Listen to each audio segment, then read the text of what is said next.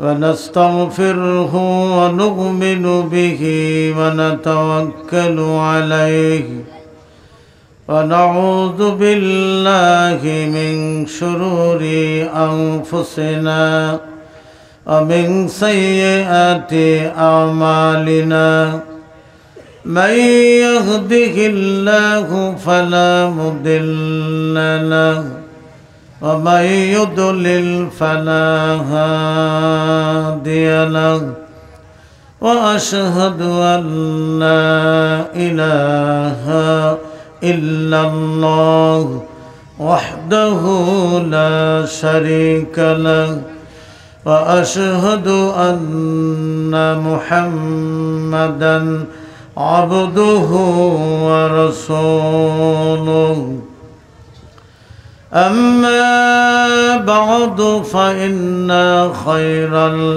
الحديث كتاب الله وخير الهدي هدي محمد صلى الله عليه وسلم وشر الأمور محدثاتها وكل محدثة بدعة وكل بدعة ضلالة وكل ضلالة في النار الذي أرسله بالحق بشيرا ونذيرا وداعيا إلى الله بإذنه وسراجا منيرا أعوذ بالله من الشيطان الرجيم بسم الله الرحمن الرحيم وأما من أوتى كتابيه بشماله فيقول يا ليتني لم أوت كتابيه ولم أدر ما حسابيه يا ليتها كانت القاضية ما أغنى عني ماليه هلك عني سلطانيه وقال الله تعالى إن جهنم كانت مرصادا للطاغين مآبا لابسين فيها أحقابا لا يذوقون فيها بردا ولا شرابا إلا حميما وغساقا وقال الله تعالى واتقوا يوما ترجعون فيه إلى الله ثم توفى كل نفس ما كسبت وهم لا يظلمون وقال الله تعالى يا أيها النبي قل لأزواجك وبناتك ونساء المؤمنين يدنين عليهن من جلابيبهن. عن أنس رضي الله تعالى عنه قال قال رسول الله صلى الله عليه وسلم. সকলে বলেন عن أنس رضي الله تعالى عنه قال قال رسول الله صلى الله عليه وسلم المرأة إذا صلت خمسها وصامت شهرها وأحصنت فرجها وأطاعت بعلها فلتدخل من أي أبواب الجنة شاءت. رواه الترمذي. وقال النبي صلى الله عليه وسلم أي العمل أحب إلى الله؟ قال الصلاة على وقتها. قال ثم بر. قال ثم أي؟ قال ثم بر الوالدين. قال ثم أي؟ قال الجهاد في سبيل الله. إن الله وملائكته يصلون على النبي يا أيها الذين آمنوا صلوا عليه وسلموا تسليما. সকলে দরুদ ইব্রাহিম পড়ি। আল্লাহুম্মা সাল্লি আলা মুহাম্মদ وعلى آل محمد كما صليت على إبراهيم وعلى آل إبراهيم إنك حميد مجيد. اللهم بارك على محمد وعلى آل محمد كما باركت على إبراهيم وعلى آل إبراهيم إنك حميد مجيد. حمد باري تعالى. তোমার নামে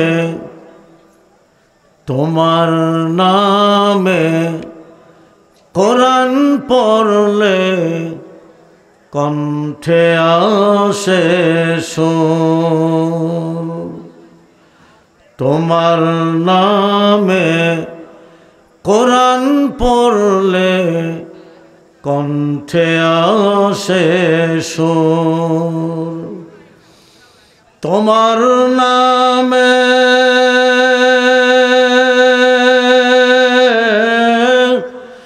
তোমার নামের আজান শুনে রাত্রি হয় যে ভোর।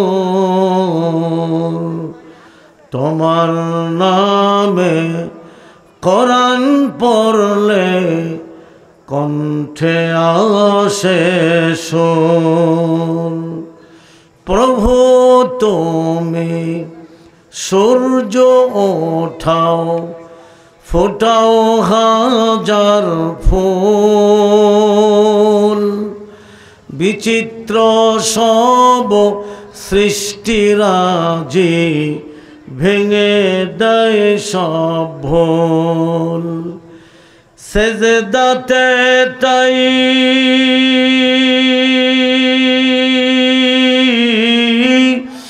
সেজদাতে তাই লুটিয়ে পড়ি। সেজদাতে তাই লুটিয়ে পড়ি পাই যে পরম সুখ। তোমার নামে কোরআন পড়লে কণ্ঠে আসে সুর। আল্লাহর নবী বলছেন আল মুতাহাব্বুনা ফি জালালি, যারা আল্লাহর বরত্ব মহব্বতের ভালোবাসায় মানুষকে ভালোবাসবে সেই মানুষগুলো আমার ভাইরা ইসলামের মধ্যে আছে, দিনের মধ্যে আছে, শরীয়তের মধ্যে আছে। দিন মানে আল্লাহকে মানে, রসুলকে মানে, এই মানুষগুলোকে ভালোবাসার কথা বলা হয়েছে। দিনের জন্যে আল্লাহর পথের পথিকদেরকে ভালোবাসা। আল্লাহর নবী বলেন আল মুতাহাব্বুনা ফি জালালি, যারা আল্লাহর শ্রেষ্ঠত্ব মহত্বের জন্য মানুষকে ভালোবাসে, লাহুম মানাবিরু মিন নূর, কিয়ামতের দিন আল্লাহ তাদের নূরের মেম্বারে বসাবে। তো আসতে বললেন, হ্যাঁ আচ্ছা, নূরের মেম্বার আল্লাহ দিবেন, সহজ কথা। নূর আমাদের হাতে আছে? কার হাতে? তো নূরের মেম্বারে আল্লাহ বসাবেন ওই মানুষগুলোকে যারা আল্লাহর সন্তুষ্টির জন্য মানুষকে ভালোবাসে। জোরে বলেন সুবহানাল্লাহ। আল্লাহর নবী বলেন ইয়াগুবিতুহুমুন নাবিয়্যুনা ওয়াশ-শুহাদা। আল্লাহর নবী বলেন ওই নূরের আসন দেখে নবীগণ এবং অশুহাদা শহীদগণেরা ঈর্ষা করবে। জোরে বলেন আলহামদুলিল্লাহ।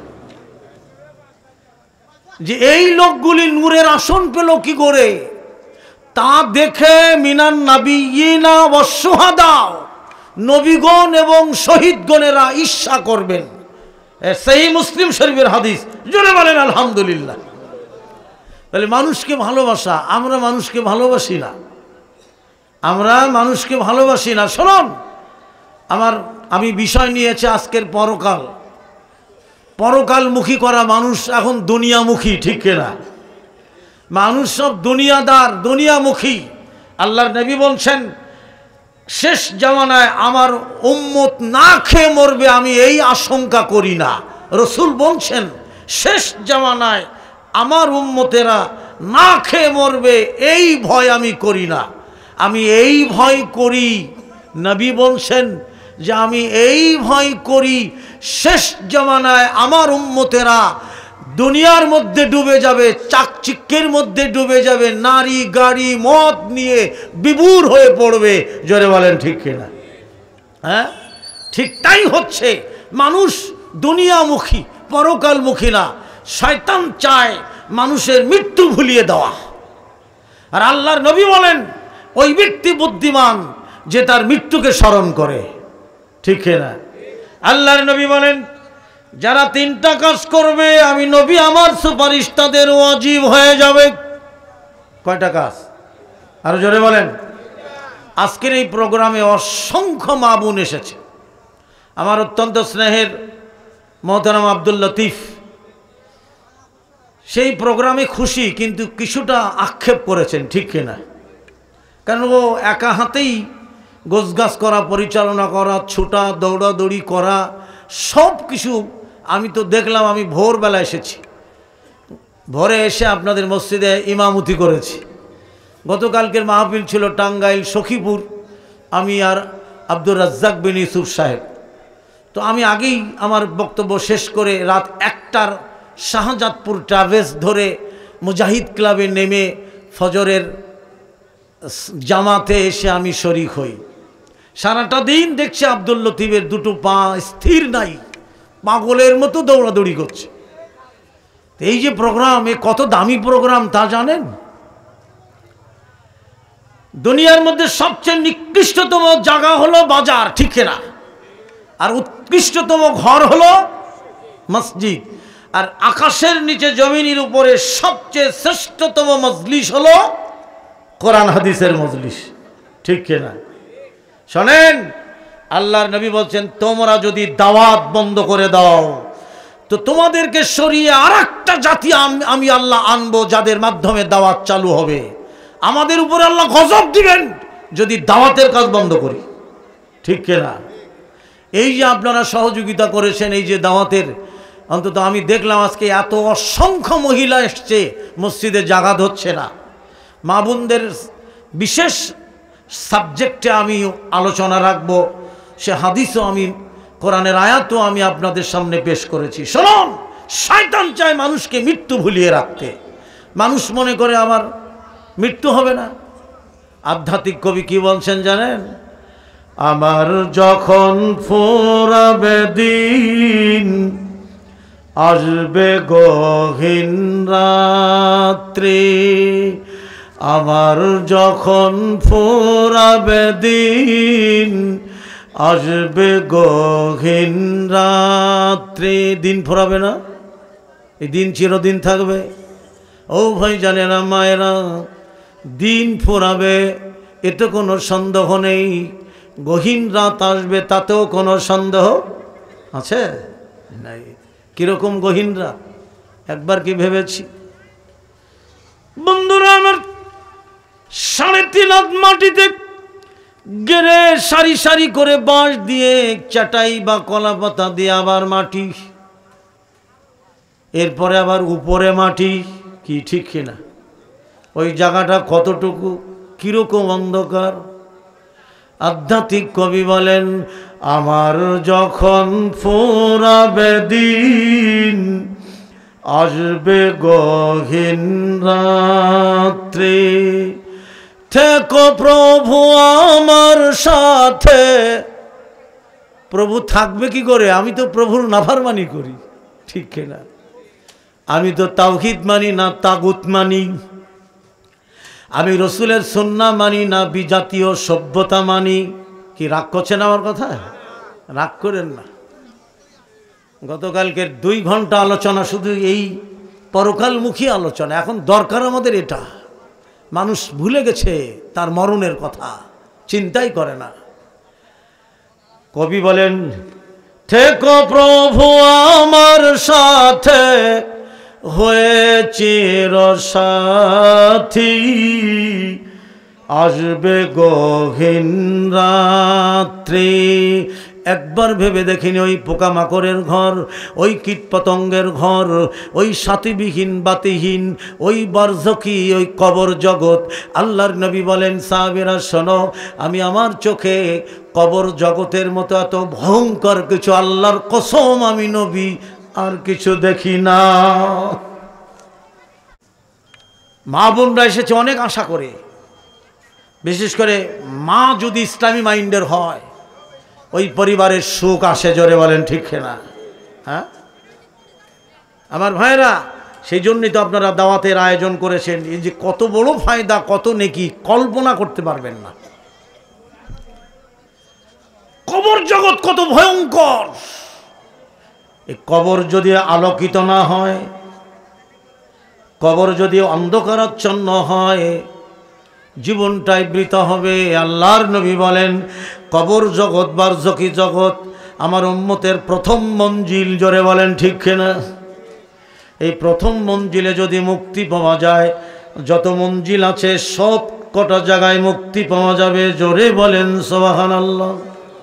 বিশ্বনবী বলেন, যারা 3টা কাজ করবে আমি নবী, আমার সুপারিশ তাদের ওয়াজিব হয়ে যাবে। জোরে কোন আলহামদুলিল্লাহ। কয়টা কাজ? 1 নম্বরে আজ্জিলু বিসসালাতি ক্বাবলাল ফাউত। যারা সঠিক ওয়াক্তে, আউয়াল ওয়াক্তে সালাত আদা করে। হ্যাঁ, আমরা পড়ি আউয়াল ওয়াক্তে পড়ি, আমাদের দেশে আউয়াল ওয়াক্ত নাই। জোহরের নামাজ আসরে, আসরের নামাজ মাগরিবে, মাগরিবের নামাজ 1 ঘন্টা পরে, ইশার নামাজ রাত 12টার পরে। আমার ভাইজানের 1 নম্বরে আউয়াল ওয়াক্তে সালাতের ওয়াক্ত হয়েছে, সব স্টপ হয়ে যাবে। উপরের বসের অর্ডার, ঠিক না? হ্যাঁ, আর আমরা কাজ আরো বাড়িয়ে দেই, বেচা কেনা বাড়িয়ে দেই। জোহরের নামাজ আসর একসঙ্গে হয়ে গেছে না। 1 নম্বরে রাসূল বলেন, আজ্জিলু বিসসালাতি ক্বাবলাল ফাউত। যারা নির্দিষ্ট ওয়াক্তে, সঠিক ওয়াক্তে, আউয়াল ওয়াক্তে সালাত আদা করে। কোরআনেই বলা হয়েছে নির্দিষ্ট ওয়াক্তে সালাত আদা করা ফরজ, সেটা আউয়াল ওয়াক্ত। বিশ্বনবীর কাছে হযরতে আমর ইবনুল আস রাদিয়াল্লাহু তাআলা আনহু প্রশ্ন করেন, হে আল্লাহর নবী, আল্লাহর কাছে সবচেয়ে প্রিয় আমল কোনটি? মা বোনেরা শুনেন ভালো করে। আল্লাহর কাছে আকাশের নিচে জমিনের উপরে সবচেয়ে প্রিয় আমল কোনটি? নবী বলেন, ক্বালাস সালাতি আলা ওয়াক্তিহা। যারা কোন আলহামদুলিল্লাহ। বিশ্বনবী বলেন সঠিক ওয়াক্তে আউয়াল ওয়াক্তে সালাত আদা করা আল্লাহর কাছে সবচেয়ে প্রিয় আমল। আল্লাহর নবী সাহাবীদের বলেন ওই রাখালের কথা স্মরণ করিয়ে দিলেন। কোন রাখাল? যে রাখাল মরুভূমিতে উট চড়াচ্ছে, ভেড়া চড়াচ্ছে, হঠাৎ করে সালাতে রক্ত হয়ে গেছে। ওই রাখাল অজু করে একাই আজান দেওয়া শুরু করে দিল, আল্লাহু আকবার, আল্লাহু আকবার, আল্লাহু আকবার,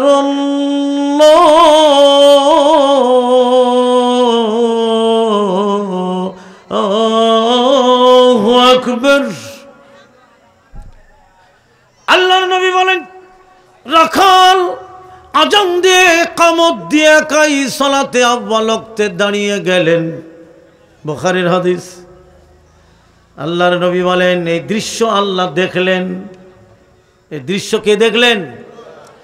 আল্লাহ ফেরেশতাদের ডেকে বলেন, ও আমার ফেরেশতারা, আমার ওই রাখালকে দেখো, নির্দিষ্ট ওয়াক্তে আউয়াল ওয়াক্তে ওযু করে আজান দিয়ে একাই সালাতে দাঁড়িয়ে গেল।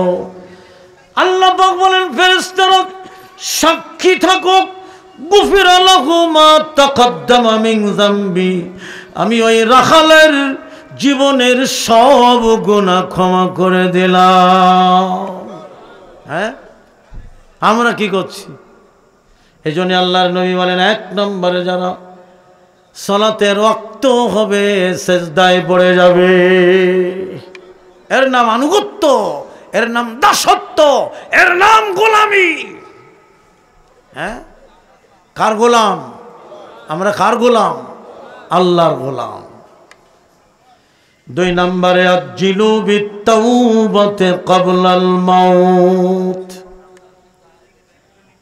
বিশ্বনবী বলেন তিনটা কাজ যারা করবে আমার সুপারিশ তাদের ওয়াজিব হবে। এক নাম্বার বলেছি। দুই নম্বরে আজ্জিলু বিসসালাতি ক্বাবলাল ফাউত, যারা মৃত্যুর কথা স্মরণ করে মরণের আগে তওবা করে নাই। শয়তান এটা ভুলিয়ে রাখে। মরণের আগে বলতে কখন? ওই ডাক্তার যখন দেখবে নাড়ি পাওয়া যাচ্ছে না, পোলাপানে চিৎকার মারা শুরু করেছে, আমার আব্বু বুঝি গেছে গা, তাড়াতাড়ি তওবা পড়ায় দেয়, জোর জুলুম করে হুজুর এনে, ইমাম সাহেব এনে, ওই সময় এখনই তওবা। বিশ্বনবী বলেন জাহান্নামের কথা ভেবে তওবা করে, কবরের আযাবের কথা ভেবে তওবা করে, আমলনামার কথা ভেবে যারা তওবা করে, নিজের গুনার কথাগুলো ভেবে তওবা করে, নিজের মৃত্যু কোন মুহূর্তে ঘটে যাবে সেটা ভেবে তওবা করে নাই। জোরে বলেন সুবহানাল্লাহ। এটা তো নবী বললেন। আল্লাহ কি বললেন? কোরআনে 114টা সূরা, তার একটা সূরার নাম সূরা আত-তাওবা, ঠিক কিনা? আল্লাহ পাক বলেন ওয়ামাল্লাম ইয়াতুবু ফাউলাইকা হুমুজ জালিমুন। শুনে নেন, যারা তওবা করে না তারা জালেম। তারা কি? কে বলেন এটা? আমি বলিনি, আল্লাহ বলে দিয়েছেন। আল্লাহ পাক বলেন যারা তওবা করে না ওরা জালেম, ওরা সীমা লঙ্ঘনকারী। আল্লাহর নির্ধারিত সীমা ওরা ছাড়িয়ে গেছে। হ্যাঁ, আল্লাহর যে নির্ধারিত সীমারেখার ভিতরে থাকতে হবে, বাইরে যাওয়া যাবে? এরা তারাই গুনার পরে গুনাহ করেই যাচ্ছে। জিনা, ব্যভিচার, অশ্লীলতা, অসভ্যতা, বিহায়াপনা, খুন, খারাপি, মিথ্যা, ফেরেববাজি, গীবত, তহমত, এর মধ্যে ডুবে আছে। ভয় নাই, ডর নাই, মৃত্যুর কথা স্মরণ নাই। ও মনে করছে আমি আজীবন বেঁচে থাকবো। জোরে বলেন নাউজুবিল্লাহ। বিশ্বনবী বলেন যারা মৃত্যুর আগে তওবা করবে, কোন মুহূর্তে মৃত্যু হবে কারোর বলার ক্ষমতা আছে? নাই। ডাক কখন আসবে কেউ বলতে পারবে না। মহব্বতের ভাইয়ের আমার বসে আছে, হঠাৎ করে বলছে ধরো ধরো, পড়ে গেছে, মারা গেছে। আমার মুসল্লি মসজিদ থেকে নামলো বংশালে, নেমে বলল, আরে আমার ধরো ধরো, ধরেই পড়ে গেল। ওই খতিব সাহেব দৌড়ায় আসলাম, ডাক্তার আসলো, বলল নাই, পাড়ি জমিয়েছে। হ্যাঁ, গোরস্থানের একটু মাটি বাইনা করে রাখ রে, গোরস্থানের একটু মাটি বাইনা করে রাখ রে, এক্ষুনি তোর আসতে পারে মৌতের ডাক রে, গোরস্থানের একটু মাটি বাইনা করে রাখ। হ্যাঁ, কোথায় চলেছি, কোন পথে হাঁটছি আমরা? নিজের মৃত্যুর কথা আমরা ভুলে গেছি। আমার ছোট ভাই মুজিবুর রহমান টনসিল ক্যান্সারে মারা গেল। বড় আদরের ভাই ছিল, মহব্বতের ভাই ছিল, আমার চেয়ে কণ্ঠ তার আরও ভালো ছিল। লাশটা যখন কবরে নামাই, আমি বললাম, মুজিবর, মুজিবর কেমন করে কবরে থাকবি, কি পাথর তুই সংগ্রহ করেছিস? এ মুজিবর, আল্লাহুম্মা গফির লাহু ওয়ারহামহু, আল্লাহ মুজিবরকে তুমি ক্ষমা করো, আল্লাহ মুজিবরের পরে তুমি রহম করো। হ্যাঁ, আমরা 8 ভাই, 3 ভাই আছি, 5 ভাই নাই। আমার ভাইরা বন্ধুরা, আমার মৃত্যু হলে গেছি, আমার দুনিয়াদারিতে মত্ত হয়ে গেছে। আল্লাহর নবী বলেন, ক্বালা ইন্নাদ দুনিয়া হুলওয়াতুন খাদিরাতুন ওয়া ইন্নাল্লাহা মুস্তাখলিফুকুম ফিহা ফায়ানজুরু কাইফা তা'লামুন ফাত্তাকুদ দুনিয়া ওয়াত্তাকুন নিসা ফাইন্না আউয়ালা ফিতনাতি বানি ইসরাঈলা কানাত ফিন নিসাঈ, রাহু মুসলিম। আল্লাহর নবী বলছেন যে দুনিয়ার মধ্যে আল্লাহ প্রেম, প্রীতি, ভালোবাসা, সৌহার্দ্য, আন্তরিকতা, আকর্ষণ সব কিছু দিয়ে দিয়েছে। আল্লাহ আছে না, সব আছে এর মধ্যে। আল্লাহ আমাদেরকে তার প্রতিনিধি করেছেন। কেন জানেন? আল্লাহ পাক বলেন, ফায়ানজুরু কাইফা তা'লামুন। আল্লাহর নবী বলছেন, ফায়ানজুরু কাইফা তা'লামুন, এজন্য আল্লাহর প্রতিনিধি বানিয়েছেন আমাদেরকে, যে আমরা ভালোটা করছি না মন্দটা করছি, এটা আল্লাহ বুঝে নেওয়ার জন্যেই আমাদেরকে তার প্রতিনিধি করেছেন দুনিয়াতে। আমরা কি করছি বলুন? আমরা কি করছি? আমরা সব তাগুতের পথে, শয়তানের পথে, বাতিলের পথে, অশ্লীলতার পথে। আজকের মোবাইল দিয়ে মুসলিম জাতির চরিত্র নষ্ট করছে, ঠিক না?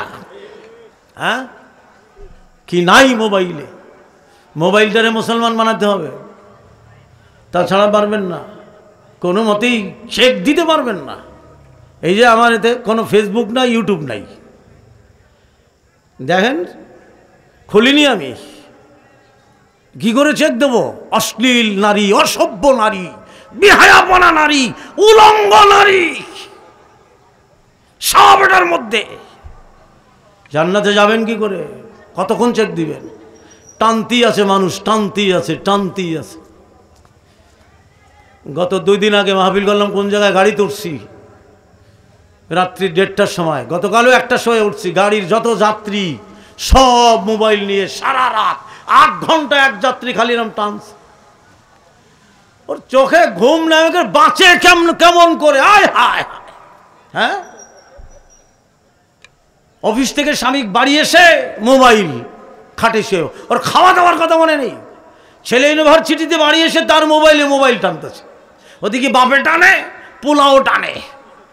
মেয়েও আবার ইউনিভার্সিটি থেকে এসে তার ঘরে যে, আরে মার সাথে যোগাযোগ নেই, মাকে যে সালাম দিবে সে সময় নেই। গোসল পরে মোবাইল টানতে আছে, মা কয়, খোকা, এ খোকা, খোকা রাখ, ডাকো কেন? খাবি না? কই কাম করতেছি মোবাইলে। কি কাম করস? তুই তো খালি টানিস মোবাইল, টানিস, আর কি দেহস হতে? কই এটি কাম। জোরে কোন আস্তাগফিরুল্লাহ, জোরে কোন নাউযুবিল্লাহ। কি করছে না মানুষ? ঘরে যে সালাম দিবে, আল্লাহর নবী বলেন, যেই ব্যক্তি তার যেই কর্তা ঘরে যে সালাম দিল, আল্লাহর নবী বলেন ওর জান্নাত আল্লাহর জিম্মায় থাকলো। আল্লাহর নবী বলেন, যেই ব্যক্তি ঘরে ঢোকার সময় বিসমিল্লাহ বলে সালাম দিবে, তার স্ত্রীর সঙ্গে সালাম মুসাফা করবে, বাপের সাথে মুসাফা করবে, মাকে সালাম দিয়ে মুসাফা করবে। আল্লাহর নবী বলেন, আল্লাহকে আমি নবী, আমার জবানের কথা মিস হয় না, বন্দুকের গুলি মিস হবে, রসুলের জবানের কথা মিস হবে না। নবী বলেন ওই লোকটির জান্নাত আল্লাহর জিম্মায়। আপনারা ঘরে যে স্ত্রীর সাথে সালাম মুসাফা করেন তো, কারা কারা করেন একটু হাত তুলে দেখান তো। না করলে তুলেন না, গোনাইব কিন্তু। কিও চাচা বউ নাই? তাইলে ঘরে ঢুকে বিবির সঙ্গে সালাম মুসাফা, সন্তানের সাথে সালাম মুসাফা, এটা নাই, এটা নবীর সুন্নাত। আমরা দোয়া নিয়ে মারামারি, দোয়া নিয়ে মসজিদ ভাগাভাগি, দোয়া নিয়ে মাথা ফাটাফাটি, বাপ বেটার সাথে দোয়া নিয়ে 3 মাস, 3 বছর 36 মাস দেখা সাক্ষাৎ নাই। বাপের সাথে বেটার, বাপ করে জমিয়ত, বেটা করে যুব সংঘ, সাক্ষাৎ নেই, কথা নেই, বার্তা নেই। বাপের কলে পানি খেত ছেলে, ছেলে নিজে আর একটা কল পুঁতেছে, বাপের কলে পানি খাবে না।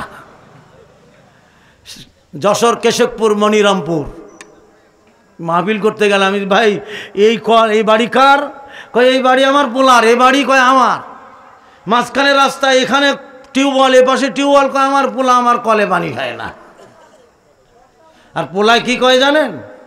কয় আমি যুবসঙ্গ করি বলে আমার বাবা আমার তেজ্য করে দিয়েছে, তো তেজ্য করেছে বলে ওই কলে আমি পানি খাবো কেন?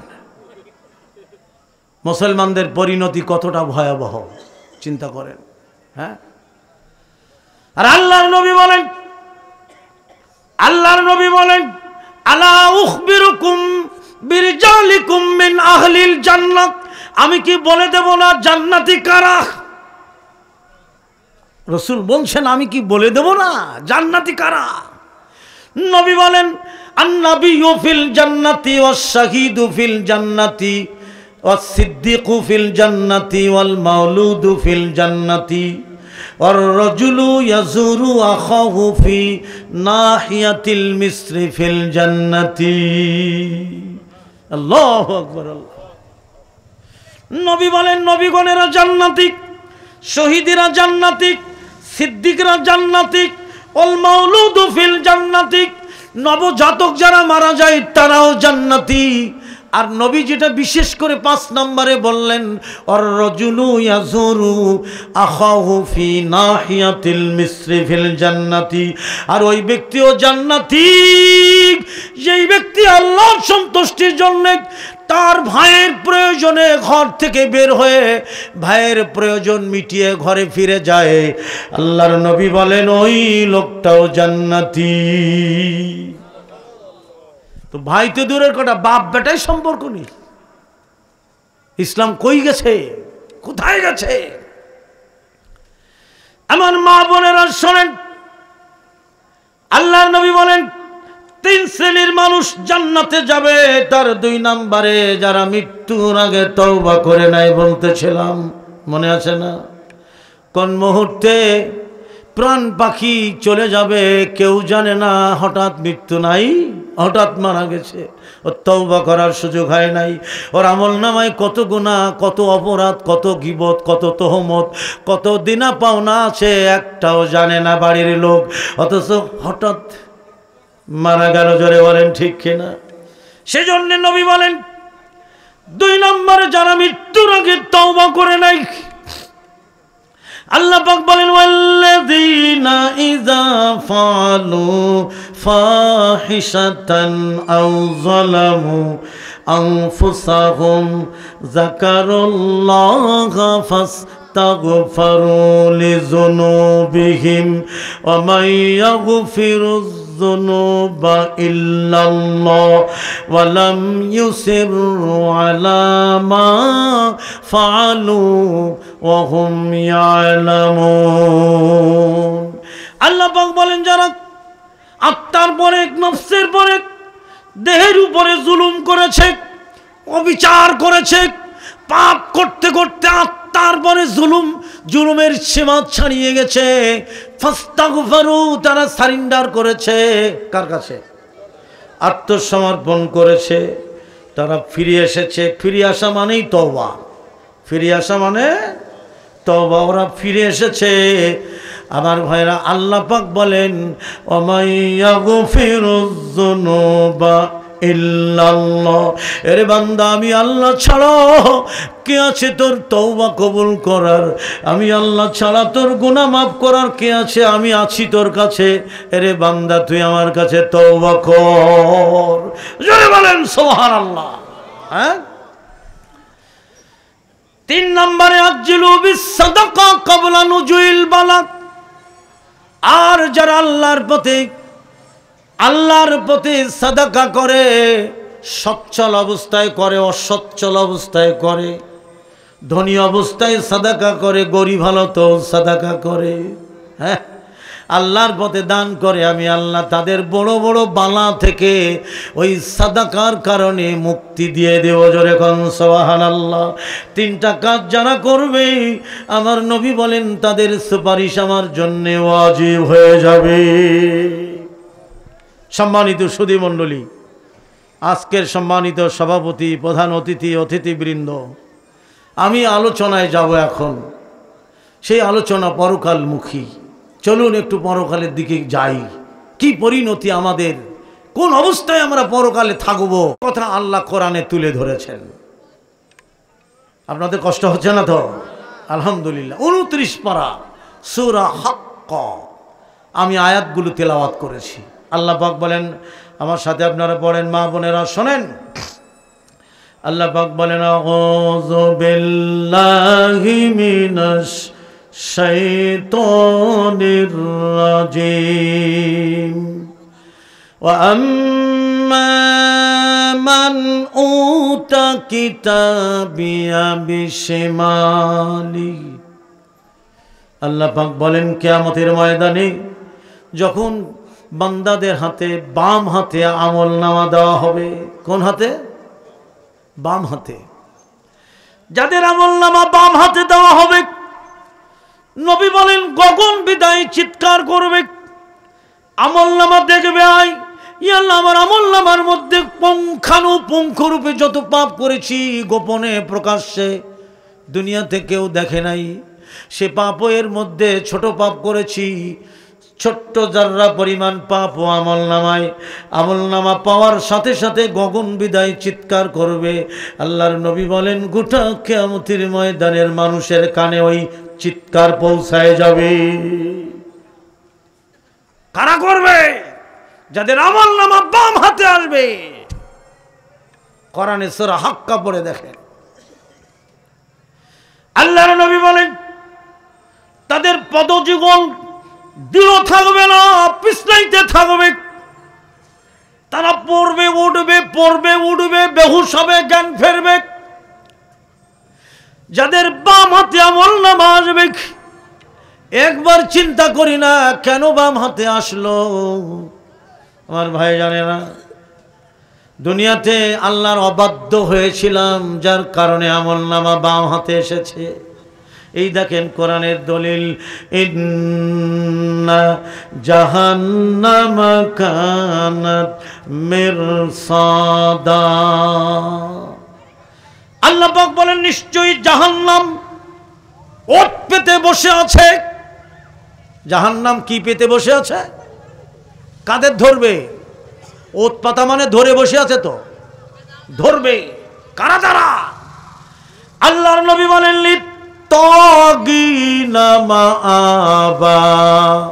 এই আল্লাহ পাক বলেন যারা অবাধ্য তাদের জন্য জাহান্নাম ওত পেতে বসে আছে, ধরবে তাদের। বিশ্ব নবীর কাছে জিজ্ঞেস করা হলো, আল্লাহর নবী অবাধ্য কারা? বাইহাকি ইবনে মাজাহ হাদিস নাম্বার 2856। নবী বলেন অবাধ্যর সংজ্ঞা হলো 3টা। কয়টা? 3টা। তার এক নম্বরে মসজিদের মুয়াজ্জিন যখন আজান দেয়, হাইয়া আলাস সালাহ,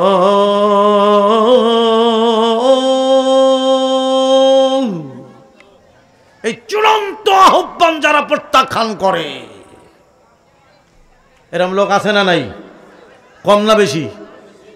এই যে মসজিদ, এই মসজিদে যদি মহল্লাবাসী সব ঢোকে, এরা মসজিদ 3টা লাগবে, ঠিক কিনা? আমি বলিনি, ভালো করে শোনেন। এদিকে জাহান্নাম ওত পেতে বসে আছে। কাদের জন্য? লিত্তাগিনা মাআবা, যারা অবাধ্য। কার অবাধ্য? কার? আল্লাহ। আমার ভাই জানে না, মা বোনেরা অবাধ্য তারা যারা আজান শুনে সালাতে যায় না। আজান শোনার পরে, চূড়ান্ত আহ্বান শোনার পরে সালাতে যায় না, এরা অবাধ্য। কারণ কি জানেন? কিয়ামতের দিন সর্বপ্রথম আল্লাহ বিচার কার্য শুরু করবেন সালাত দিয়ে। জোরে বলেন ঠিক কিনা? এই সালাতে যে গাফেল, আমার ভাইরা, বিপদ ছাড়া তার কোনো মুক্তি নাই। আমার ভাই জানে না। মা বোনেরা শোনেন, 2 নম্বরে যারা মা বাবার অবাধ্য, মা বাবার নাফরমানি করে, মা বাবার সাথে বেয়াদবি করে, চোখ পাকিয়ে কথা বলে, ধমক দিয়ে কথা বলে, আঙ্গুল উঁচা করে কথা বলে, এরকম সন্তান আপনাদের এলাকায় নাই তো? আছে? বিশ্ব নবীর কাছে আমর ইবনুল আস বলেন, হে আল্লাহর নবী, আল্লাহর কাছে দ্বিতীয় বৃহত্তম প্রিয় আমল কোনটি? আল্লাহর নবী বলেন, ক্বালা সুম্মা বিররুল ওয়ালিদাইন। প্রথম আমল আল্লাহর কাছে সালাত, প্রিয় আমল। দ্বিতীয় প্রিয় আমল হলো, ক্বালা, নবী বলেন, সুম্মা, অতঃপর বিররুল ওয়ালিদাইন। কয়জন? 2 জন। কে কে? মা বাবা। আমার ভাইরা, মা বাবা কত বড় জিনিস জানেন?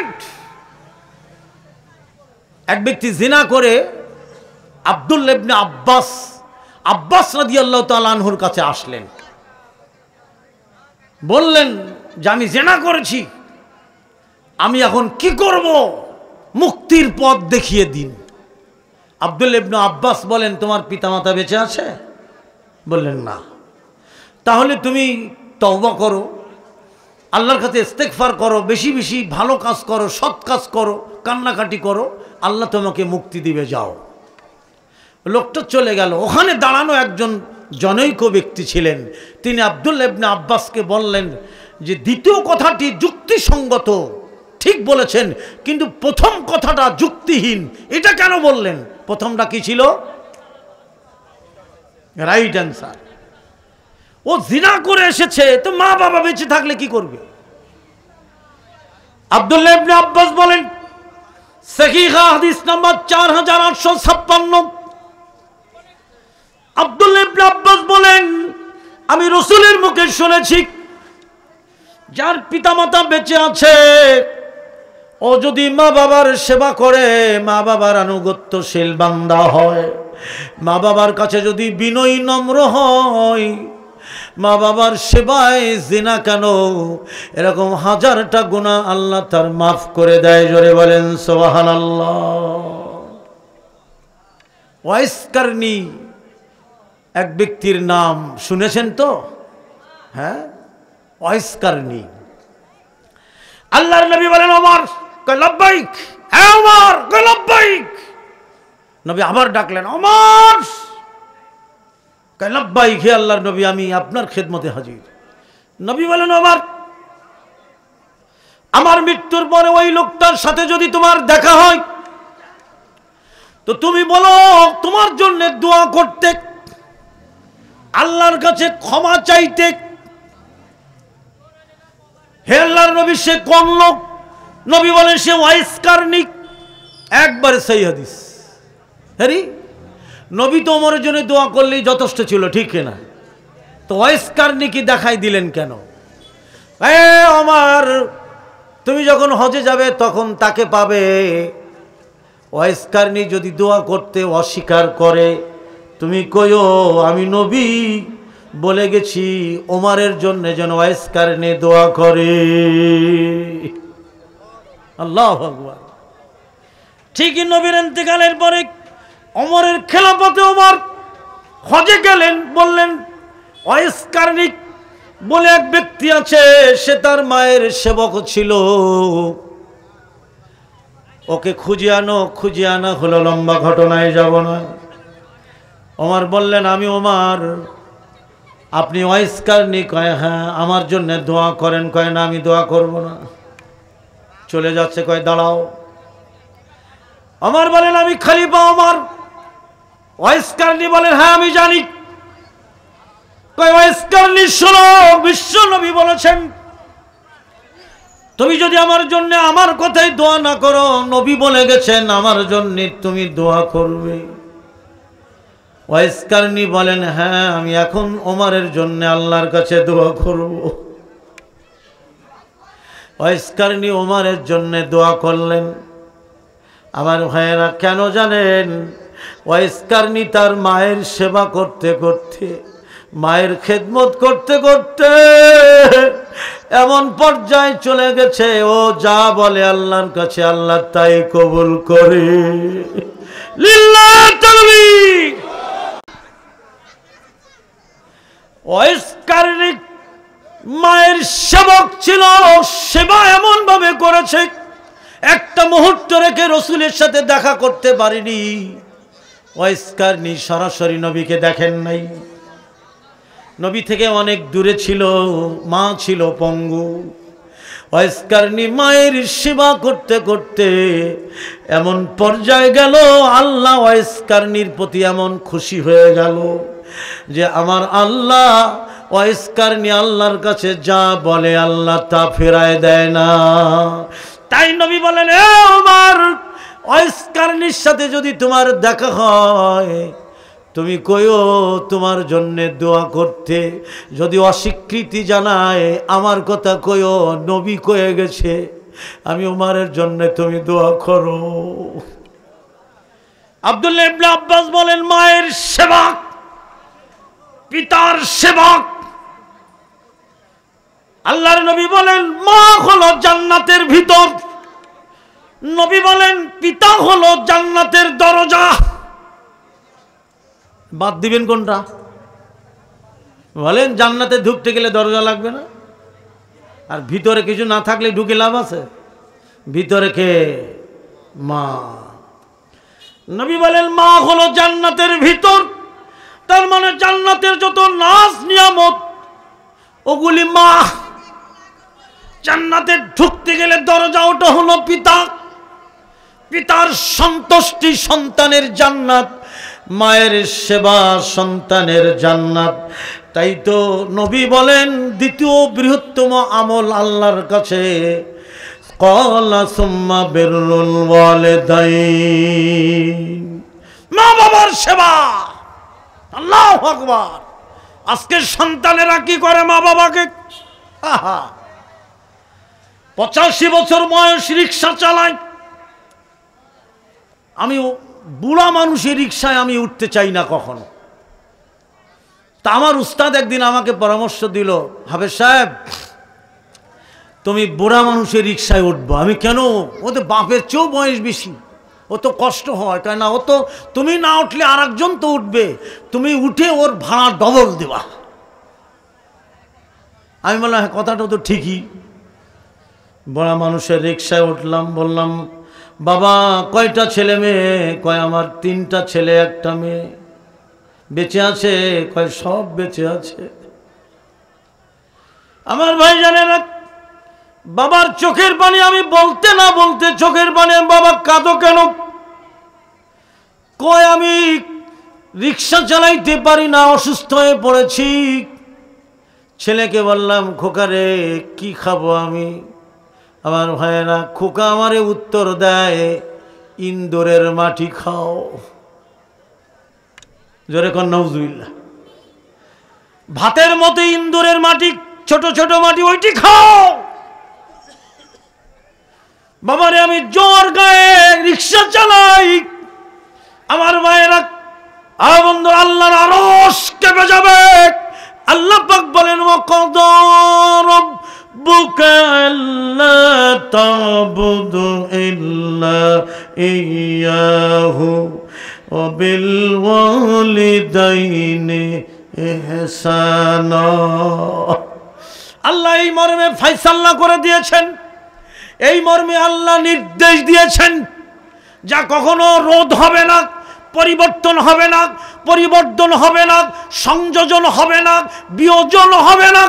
আল্লাহ রায় প্রদান করেছেন, আল্লাহ নির্দেশ দিয়েছেন, আল্লাহ তা'বুদু ইল্লা ইয়্যাহু ওয়া বিল ওয়ালিদাইনি ইহসানা। তোমরা আল্লাহ ছাড়ার কারণ আনুগত্য করো না, আর তোমরা তোমাদের মা বাবার সেবক হবে। হ্যাঁ, এটা আল্লাহ ফয়সালা করে দিয়েছে, নির্দেশ প্রদান করেছে।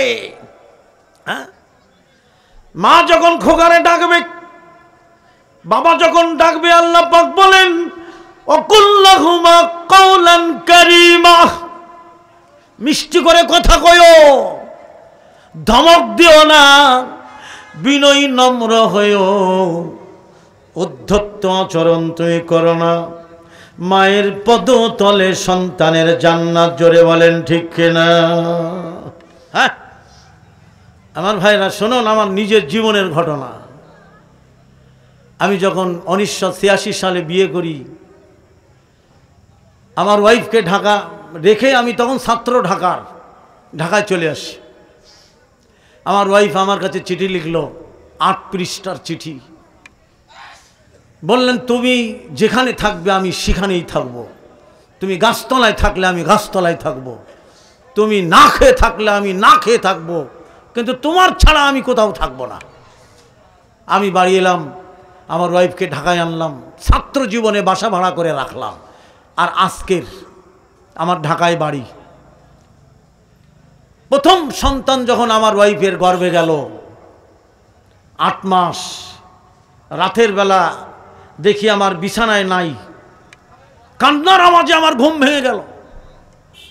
বারান্দায় যেয়ে দেখি আমার ওয়াইফ রেলিং ধরে কাঁদতেছে, পাগলের লাহান। আমি বললাম বিবিরে কি হলো তোমার, ঘুমাও না কেন?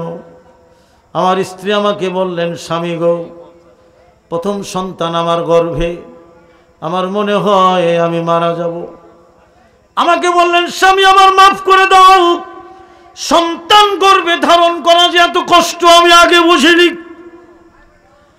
যখনই একটু ঘুম আসে তোমার সন্তানের লাথিতে আমার কলিজার জন্য বের হয়ে যায়, দম লেগে যায়, খাইতে পারি না, দম লাগে, বসতে পারি না, শুইতেও পারি না। আমার জড়ায় ধরে বলে স্বামী গো মাফ করে দাও, আমি মনে হয় মরে যাব। আর বারবার বলতেছে সন্তান গর্ভে ধারণ করা যে এত কষ্ট আমি আগে বুঝি নাই। স্ত্রীর ওই কান্না দেখে আমি সকালবেলা ব্যাগপাতি গুছাইলাম। আমার বিবি বলেন তুমি কই যাও? আমি বললাম সাতক্ষীরায় যাব। কেন? যাব, বাড়ি যাব, মায়ের কাছে যাব। কেন? কই যাব, আমি বাধা দিও না, ডে কোচে যাব, নাইট কোচে আবার ঢাকায় আসব, তবু আমি মায়ের কাছে যাব। বাড়িতে গেলাম, বিশাল উঠান, আমাদের মা মা বলে চিৎকার করে ডাকলাম, মা মা। মা আমার ডাক শুনে রান্না ফেলায় দৌড়াইয়া জড়াই ধরেছে, খোকারে কি ব্যাপার, তুই বাড়ি আসলি? মাকে খাটে বসাইয়া মায়ের পা জড়াই ধরে বুকের মধ্যে চেপে বললাম, মা মা, জীবনে কোনোদিন তোমার সাথে বিয়াদবি করিনি মা, মাফ করে দাও, ক্ষমা করে দাও মা। সন্তান গর্ভে ধারণ করা যে কত কষ্ট আমি এখন বুঝি আমার ওয়াইফ দিয়ে। মাগো তুমি যে আমার গর্ভে ধারণ করেছিলাম মা, তোমার কষ্ট হয় নাই, সেই জন্যে তোমারে দেখতে এসেছি। মায়ের চোখের পানি আমার শরীর ভিজে গেল। মা জড়িয়ে ধরে বলল, খোকারে কি হলো তোর? খোকা, জীবনে তুই আমার চোখের দিকে তাকায়া কথা বলিস নাই, কি হলো? বললাম ঘটনা মা এই, তোমার বৌমা কাঁদে আর বলে, স্বামী গো, সন্তান গর্ভে ধারণ করা এত কষ্ট আগে বুঝি নাই। মা কেঁদে কেঁদে বলেন, খোকারি, আমার চোখের পানিতে আল্লাহ যেন তোর জাহান্নামের আগুন হারাম করে দেয়। আমার ভাই জানেরা, মা কত বড় জিনিস। সেই মা যাদের আছে, একটা ধমকে জাহান্নাম, আর দ্বিতীয় ধমক লাগবে না। হ্যাঁ, আমার ভাইয়েরা, বাপ বেচারা জীবনে কত ত্যাগ না খেয়ে সন্তানের জন্য রুটি রোজগার করেছে, সেই সন্তান বাপকে ধমক দেয়। আর আমার আল্লাহ কোরআনের হাদিসের মধ্যে আল্লাহর নবী বলেন, আল্লাহর কাছে আকাশের নিচে জমিনের উপরে দ্বিতীয় বৃহত্তম আমল হলো ক্বালা সুম্মা বিররুল ওয়ালিদাইন, মা বাবার সেবা করা। বন্ধুরা আমার, এরা যারা অবাধ্য, মা বাবার নাফরমানি করা অবাধ্য। আর 3 নম্বরে, যে নারী পর্দাহীনতায় চলে, যে নারী আব্রু দিয়ে, হেজাব দিয়ে, ওড়না দিয়ে, চাদর নিয়ে, বোরকা দিয়ে মাথা থেকে পা পর্যন্ত ঢাকে না, স্বামী বললেও করে না, মা বাবা বললেও করে না, উচ্ছৃঙ্খলভাবে যে নারী চলাফেরা করে, এরাই হলো অবাধ্য। যে সন্তানরা মা বাবার কথা মানে না, স্বামীর কথা মানে না, বাপের কথা সন্তানে মানে না, স্বামীর কথা স্ত্রী মানে না। মাগো, ও মা, স্বামীর সন্তুষ্টি যে তোমার জান্নাত, মাগো তুমি তা বোঝো নাই।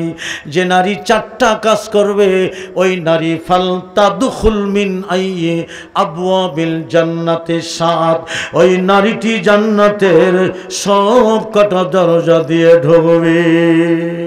লিল্লাহি তাকবীর। তার একটি হলো সঠিক ওয়াক্তে সালাত আদায় করা, 2 নম্বরে ওয়াসামাত শাহর রাখা, রমজান মাসে 30টা রোজা রাখা, 3 নম্বরে মাক ও আহসানাত ফারজাহা, যে নারী আব্রু দিয়ে, হেজাব দিয়ে, ওড়না দিয়ে, চাদর দিয়ে মাথা থেকে পা পর্যন্ত ঢাকবে। হাদিসে বলা হয়েছে নারীর গোপন অঙ্গ ঢাকবে। আর আমি শামসুর রহমান আজাদি কি বলি জানেন? মাথা থেকে পা পর্যন্ত নারীর গোপন অঙ্গ। জোরে বলেন ঠিক কিনা? এখনকার মেয়েরা পায়ের গুছা খুলে ফেলেছে। ও মা, ওই গুছা জাহান্নামের আগুন ধরে ফেলবে। তোমার পায়ের শুভ্রতা বের করো না, টাকনুর নিচ পর্যন্ত তোমার পায়জামা বোরকা পরার নির্দেশ এসেছে, তুমি টাকনুর উপরে কাপড় তুলে ফেলেছো। হ্যাঁ, এরকম মহিলা আছে নাই? পাবনায় আছে? হ্যাঁ মা বোনেরা, 4 নম্বরে 3 নম্বরে যেটা বলিব, আহসানাত ফারজাগাক, নারী শুধু পর্দাহীনতার কারণে, আমার ভাইরা, নারী জাহান্নামে যাবে এই অবাধ্যতার কারণে। আমার মা, ভালো করে শোনেন, আমার আল্লাহ নবীর সাথে তাবলিগ করেন, মহান আল্লাহ স্বয়ং নবীর সাথে তাবলিগ করেন। যেমন আমাদেরকে ডেকে এনে এই মসজিদ কমিটি আপনাদের সাথে তাবলিগ করায়, আল্লাহ নিজেই নবীর সাথে তাবলিগ করেন। তাবলিগ করা ফরজ। তাবলিগ মানে কোরআন সুন্নাহর এই সঠিক হক দাওয়াতগুলি মানুষের মাঝে প্রচার করা। জোরে বলেন ঠিক না? শুনুন মায়েরা, আজকের মাহফিল আপনাদের সার্থক হোক, কারণ অসংখ্য আপনাদের 3 গুণ মহিলা। মা শোনেন, আল্লাহ পাক নবীকে ডাক দিলেন কিভাবে জানেন? এভাবে, ইয়া আইয়ুহান নাবিয়্যু। কাকে ডাকলো? কে ডাকলো? ভালো করে বুঝেন, কে ডাকলো? কাকে? নবীকে। কেন? আল্লাহ পাক বলেন, ইয়া আইয়ুহান নাবিয়্যু কুল্লি আজওয়াজিকা ওয়া বানাতিকা ওয়া নিসাইল মুমিনিনা ইউদনিনা আলাইহিন্না মিন জালাবিবিহিন্না। আল্লাহ পাক বলেন, হে নবী, কুল্লি আজওয়াজিক, আপনি আপনার স্ত্রীদেরকে বলেন, ওয়া বানাতিক, হে নবী আপনি আপনার কন্যাদেরকে বলেন, ও নিসাইল মুমিনিন, দুনিয়ার সমস্ত মুমিনা নারীদেরকে বলেন, কোন নারী আর বাদ গেল? বাদ গেল? এক নম্বরে দাওয়াত দিলেন আল্লাহ কাকে? নবীর স্ত্রী, 2 নম্বরে নবীর কন্যা, 3 নম্বরে। তাহলে দাওয়াতের ধারাটা দেখেন না। আগে বলিনি দুনিয়ার নারীদের দাওয়াত দাও, আগে বলেছে তোমার ঘর, ঠিক কিনা? তোমার স্ত্রী আবরু নিবে, পর্দা নিবে, হেজাব নিবে, চাদর নিবে, বোরকা নিবে, তোমার স্ত্রী পর্দা করবে। হ্যাঁ, মেয়ে আগে না স্ত্রী আগে? স্ত্রী না হলে মেয়ে কই থেকে আসবো? হ্যাঁ, এরপরে তোমার মেয়ে জন্ম থেকে দেখবে আমার মা হেজাব পরিহিতা, আমার মা বোরকা পরিহিতা, আমার মা লম্বা চাদর দিয়ে মাথা থেকে পা পর্যন্ত ঢাকে। বললেন ও নবী, তোমার কন্যাদেরকেও বলো এই নবীর স্ত্রী মানবে, কন্যা মানবে, ঘর পর্দাশীল হবে, এরপরে বাইরে নামো। ওয়ানিসাইল মুমিনিনা, মুমিনা নারীদেরকে বলো। নবী বলেন ই আল্লাহ কি বলবো? আল্লাহ পাক বলেন ইউদুনিনা আলাইহিন্না মিন জালাবিবিহিন্না। হে নবী, নারীরা মাথার উপর দিক থেকে ভালো করে শুনেন মা বোনেরা, ইউদুনিনা আলাইহিন্না মিন জালাবিবিহিন্না, উপর থেকে নিচে, মাথার উপর থেকে নিচের দিকে আব্রু দিয়ে, হেজাব দিয়ে, ওড়না দিয়ে তাদের বক্ষ দেশের চাদরের কিয়াদ অংশ টেনে টুনে সুন্দর করে ঢেকে ফেলাবে, উপর থেকে নিচে। হ্যাঁ, মাথায় হেজাব পরেছে, আবার প্যান্ট শার্ট পরেছে মহিলারা। জোরে কোন আস্তাগফিরুল্লাহ, জোরে কোন নাউজুবিল্লাহ। হ্যাঁ, তাহলে কি পর্দা করলো আমার ভাই জানেরা, মা বোনেরা? এই 3টা। 4 নম্বরে নারী ওয়াতাত বালাহা, যে নারী স্বামীর প্রতি শ্রদ্ধাশীল, স্বামীর প্রতি আনুগত্যশীল, স্বামীর প্রতি বিনয়ী। ঠিক তেমনি স্বামীদের বলা হয়েছে তুমি তোমার স্ত্রীর প্রতি তোমার ভালোবাসা, বিনয়, নম্রতা, তোমার স্ত্রীর প্রতি সুন্দর আচরণ, তোমার স্ত্রীর প্রতি সময় দেওয়া। তুমি রাত 12টা-1টা পর্যন্ত নাইট ক্লাবে, ডিস্কো ক্লাবে, বন্ধু মহলে, তাসের আড্ডায়, বাইজিখানায়, মদের আসরে, জুয়ার আড্ডায় রাত্রি 3টা পর্যন্ত কাটাইয়া, কাচ্চি বিরানি গলা পর্যন্ত খাইয়া তুমি ঘরে আসো, তখনও তোমার বিবি তোমার জন্যে না খেয়ে বসে আছে। ঘরে ঢোকার সময় বিবি কয়, স্বামী গো খাইবা না? তুমি কইলা আমার খিদা নাই। খাইছে বলো গলা পর্যন্ত, এসে শুয়ে পড়লো। আমার ভাইরা, স্ত্রীকে তোমার সময় দিতে হবে, তার সাথে বিনয়ী নম্র আচরণ করতেই হবে। হাদিসে বলা হয়েছে তোমার স্ত্রী তোমার সংসারের সব কাজ করতে বাধ্য না। তোমার গরু ছাগল, হাঁস মুরগি, উঠান, যাবতীয় কাজকর্ম এটাও নারীদের পরে চাপিয়ে দেওয়া হবে। তুমি সহযোগী হও, না হলে সহযোগিতার জন্য একটা কাজের লোক রাখো। দুনিয়ার সব কাজ তার ঘাড়ে চাপাইয়া তুমি ঠাকুরের মতো ঠ্যাঙের পরে ঠ্যাং তুলে দিয়ে ঘরের মধ্যে খাবে আর ঘুমাবে। এ কথা কোথাও কোরআন হাদিসে বলা হয় নাই। বিশ্ব নবী বলেন, আয়েশা রুটি বেলে আমি চুলার মধ্যে লাকড়ি ঢোকাই, জোরে কোন সুবহানাল্লাহ। হ্যাঁ, আমার ভাই জানেন, বন্ধুরা আমার, নারীদের সঙ্গ দিতে হবে, ওদের সাথে বিনয় নম্র আচরণ করতে হবে। আমার ভাইয়েরা, সময় বের করতে হবে তাদের জন্য। তুমি যেমন তোমার স্ত্রীর কাছে আশা করো, তোমার স্ত্রীও তোমার কাছে তদ্রূপ আশা করে। জোরে বলেন ঠিক কিনা? এই 4টা কাজ যে নারী করবে, আল্লাহর নবী বলেন ফালতাদখুল মিন আইয়ি আবওয়াবিল জান্নাতে সাদ, ওই নারীটি জান্নাতের সব কটা দরজা দিয়ে ঢুকবে। জোরে বলেন সুবহানাল্লাহ। তাহলে অবাধ্যর সংজ্ঞা কয়টা মনে আছে? তাহলে জাহান্নাম ওত পেতে বসে আছে এই 3 শ্রেণীর মানুষের ধরার জন্য। বন্ধুরা আমার, কিয়ামতের ময়দানে বাম হাতে যাদের আমলনামা আসবে, ওরা গগন বিদায় চিৎকার করবে, ও আম্মা মান উতিয়া কিতাবাহু বিশিমালিক ফায়াকুলু, সে বলবে, ফায়াকুলু, সে বলবে, কি বলবে জানেন? ইয়া লাইতাহা কানাতিল কাদিয়া। হ্যাঁ, ওয়া আম্মা মান উতিয়া কিতাবাহু বিশিমালি ফায়াকুলু ইয়া লাইতাহা কানাতিল কাদিয়া। কিয়ামতের দিন সে বলবে, হায় এই কিতাব যদি আমার হাতে না দেওয়া হতো, এই আমলনামা যদি আমার হাতে না আসতো। কিতাবিয়া, কিতাব মানে আমলনামা।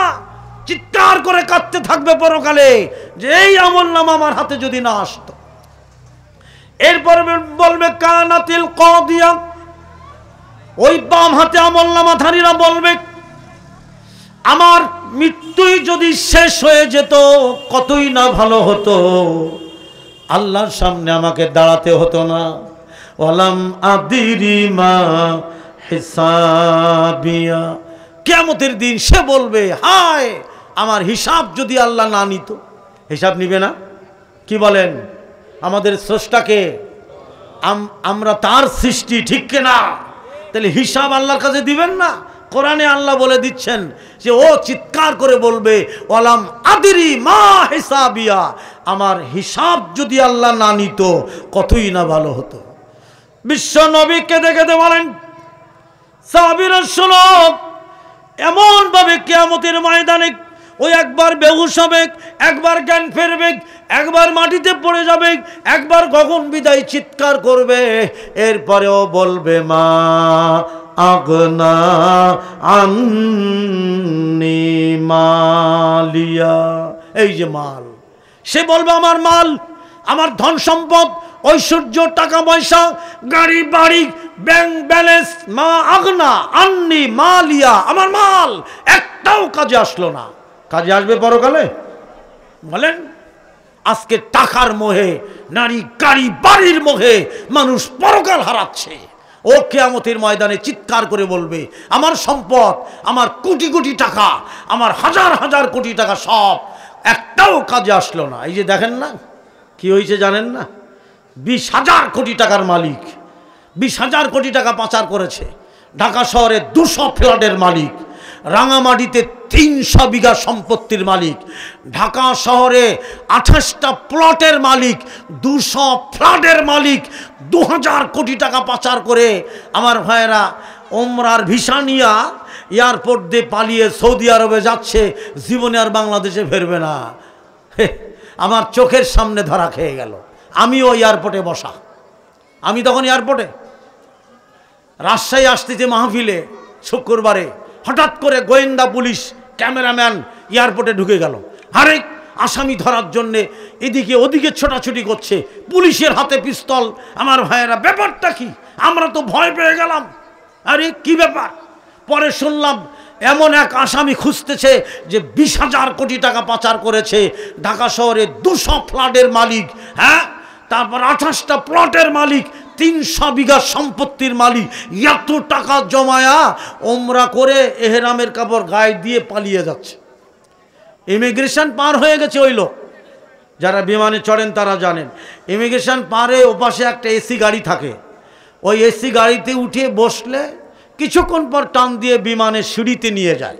ওই বেটা এদিকে সব পার হয়ে গেছে, সে ভাবছে আল্লাহ জীবনে বাঁচার মতো বাঁচছি আমি, 20,000 কোটি টাকা আছে বিদেশে, ওটি দিয়ে কিয়ামত পর্যন্ত বসে বসে খাবো, আমার তো মৃত্যু নেই। জোরে কর নাউজুবিল্লাহ। লাইভ দেখাচ্ছে এয়ারপোর্টে বসা আমরা, আমি আর জমিয়তের president doctor Abdullah Farooq. Doctor Abdullah Farooq আর শামসুর রহমান ভাই, আমি কি ভাই, বিপদ যেন কোনো বিপদ নেই, ও আসামি ধরে চলে যাবে। এখন ডিবি পুলিশ কোথাও না পেয়ে ওই গাড়িতে উঠছে, এয়ারপোর্ট পারেও পাশে যে গাড়িটা আছে দাঁড়ায়া ওই গাড়িতে উঠছে, ক্যামেরা ধরছে, আমরা টিভির পর্দায় দেখতেছি। দেখলাম যে এক ব্যক্তি মাথা নিচু করে আছে, এহরামের কাপড় আগেই বগলের তলা দিয়ে ডান ঘাড়ে তুলে দিয়েছে, আগেই বসে আছে সাদা মানুষ। ডিবি পুলিশ ক্যামেরা ধরছে তার দিকে, ধরে ঠিক এইভাবে পাসপোর্ট বের করো, ওকেই খুঁজতেছে।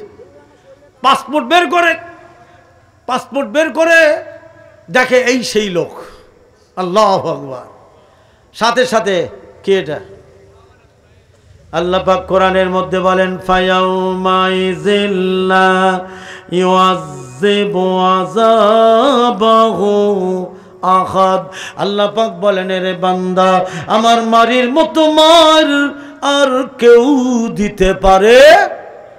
উস্তাদের মার কি বলেন, কি মারটা দিল? হ্যাঁ আমার ভাইরা, ওয়ালাল ইউসিকু ওয়াসাকাহু আহাদ। আল্লাহ পাক বলেন, এর বান্দা আমার বেরির মতো বেরি আর কেউ পরাইতে পারে না। 20,000 কোটি টাকা আমার ভাইরা, 200 ফ্ল্যাটের মালিক, 300 বিঘা সম্পত্তির মালিক, হাজার হাজার কোটি টাকা পাচার করেছে, গোটা বাংলাদেশ খালি করে ফেলেছে টাকা পাচার করে। আজকে তারা কোথায়? জেলের মধ্যে, ঠিক কিনা আমার ভাইরা? আল্লাহ পাক কোরআনের মধ্যে বলেন, আল্লাযী জামা মালাহু ওয়া আদ্দাদা। আল্লাহ পাক বলেন, যারা মাল জমা করে, যারা মাল গুনে গুনে রাখে, যারা মাল হিসাব করে করে রাখে, আমার ভাইয়েরা কত টাকার দরকার এই দুনিয়াতে বাঁচতে গেলে, কত সম্পদের দরকার, কত বাড়ি বিল্ডিং এর দরকার। বাংলাদেশের এমন বহু জায়গায় মাহফিলে গেছি, বিশাল বিল্ডিং পড়ে আছে, একটা লোক বাড়ি ঘরে নাই, থাকার জন্য ওই বিল্ডিংয়ে তুলেছে। আমি বললাম, ভাই কুকাব শহরে আমি থাকতে পারবো না, এত 5তলা বিল্ডিং, প্রায় 28টা ফ্ল্যাট, একটা ফ্ল্যাটে লোক নাই, কেউ নাই, এই বাড়িতে আমার রাখছেন, রাতের বেলা যদি আমার জিনে ধরে। কই হুজুর আপনি আলেম মানুষ, এটা কি কর? এই বিশাল বাড়ি, বাড়িওয়ালা কই? কই লন্ডনে 3টা বাড়ি বানায় আর থুয়ে দিয়েছে, 5 বছর পরে আসে, আরে গরু জবাই করে গ্রামের লোকের খাওয়ায়, বাড়ি ঘর বানাইছে শত শত কোটি টাকার। কত টাকার দরকার এই দুনিয়াতে বেঁচে থাকতে গেলে? আমার মা বোনেরা, আম্মাজান হযরত আয়েশা রাদিয়াল্লাহু তাআলা আনহার আপন ভাগিনা হযরতে উরওয়া রাদিয়াল্লাহু তাআলা আনহু রাসূলের বাড়িতে আসলেন। আম্মাজান হযরত আয়েশার কাছে এসে বলেন, আম্মাজান, রাসূলের এতগুলো স্ত্রী, কেমন করে সংসার পরিচালনা হয়? মা বোনেরা শোনেন, বিশ্বনবীর স্ত্রী বললেন, উরওয়া, উরওয়া রে, আকাশে একটা চাঁদ উঠেছে, ওটাও ডুবে গেছে, আর একটা চাঁদ উঠেছে, সেটাও ডুবে গেছে। উরওয়া রে, আর একটা চাঁদ উঠলো, কটা হলো? কটা হলো? আমিরে জামাত প্রফেসর ডক্টর আসাদুল্লাহ আল গালিব সহিহা হাদিস দিয়ে, হাওলা দিয়ে, নাম্বার দিয়ে, পৃষ্ঠা দিয়ে উল্লেখ করেছেন। হযরতে আয়েশা বলেন, এ উরওয়া, উরওয়া রে, 3টা চাঁদ উঠানামার মধ্যে 3টা মাস পেরিয়ে গেল। 3 মাসের মধ্যে রাসূলের বাড়িতে আয়েশার ঘরে চুলার মধ্যে আগুন জ্বলে নাই। কত সম্পদের দরকার বেঁচে থাকতে গেলে, কত অর্থের দরকার বেঁচে থাকতে গেলে। আমার আল্লাহ পাক বলেন, ইয়াহসাবু আন্না মালাহু আখলাদা। আল্লাহ পাক বলেন, সে কি মনে করেছে এই মালটাকে বাঁচাবে, শান্তি দেবে, নিরাপত্তা দেবে, জীবনের গ্যারান্টি দেবে? দিল দিল 20,000 কোটি টাকা পাচার করে, কি এখন জেলে? জীবনে ছাড়া পেতে হবে না।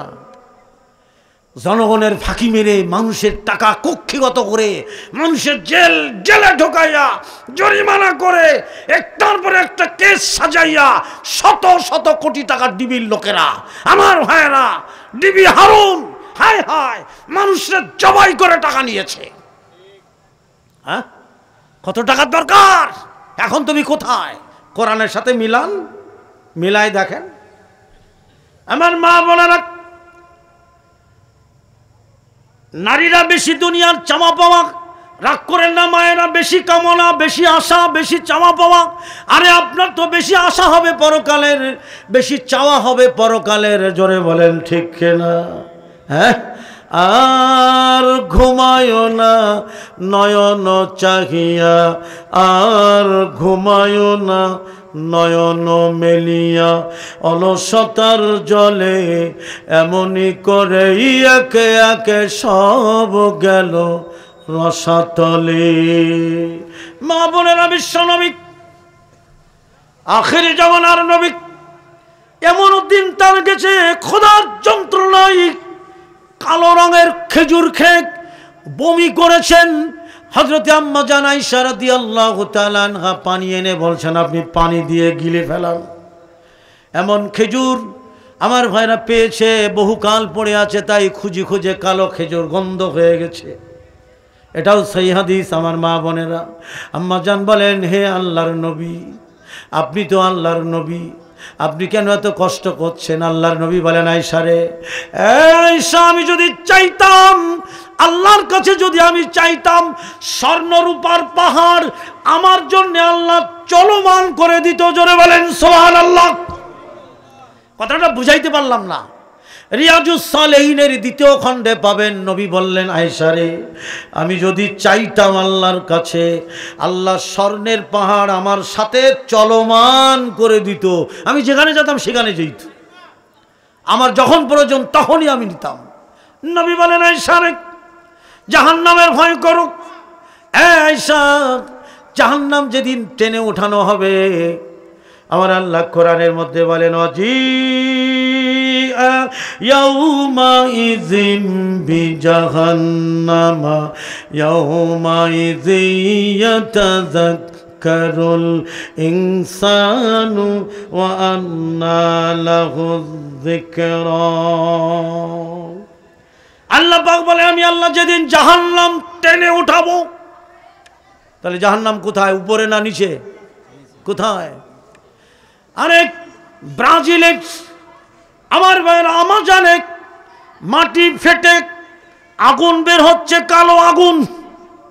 পৃথিবীর বড় বড় চিন্তাবিদ, বিজ্ঞানীরা, রাজনীতিবিদরা, আমার ভাইয়েরা, গবেষকরা, ভূতত্ত্বের বিজ্ঞানীরা ব্রাজিলের আমাজনে গেছে যে মাটিতে ফাটল, ফাটলের ভিতর থেকে আগুন বের হচ্ছে, আগুনের রং কালো। জোরে কোন ইন্নালিল্লাহ। মেয়েরা আমার, পৃথিবীর একটা জায়গা আছে যেখানে আজও মানুষ যেতে পারেনি, আগেও পারেনি, আমার ভাইয়েরা বর্তমানও পারবে না, ভবিষ্যতেও পারবে না, কিয়ামত পর্যন্ত সেখানে যেতে পারবে না।